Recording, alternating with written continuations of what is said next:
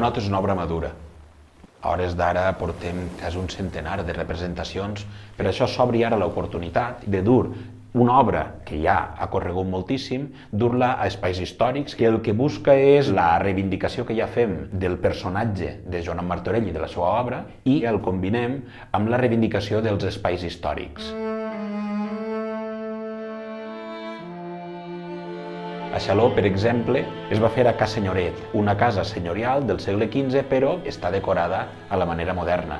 Per tant, fem també una feina d'escenografia perquè el públic poguera tenir una experiència artística concreta en un espai on es crea l'oportunitat de gaudir d'un teatre de proximitat, on el públic gaudix de l'experiència d'una manera molt propera. I per això s'intensifica l'experiència artística.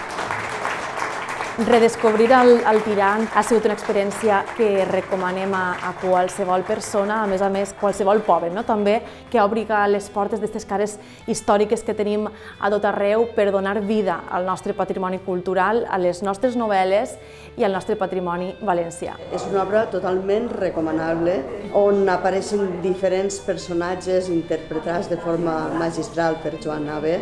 Ens ha apropat a l'època i, a més, este format de teatre de proximitat. Hi ha moments en què l'autor me mirava directament i donava ganes de contestar-li directament. Llavors, la lliçó en l'art de les armes.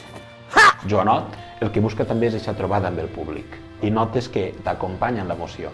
I això en teatres més grans de vegades és més difícil, però en aquests espais es crea aquesta oportunitat de vincle.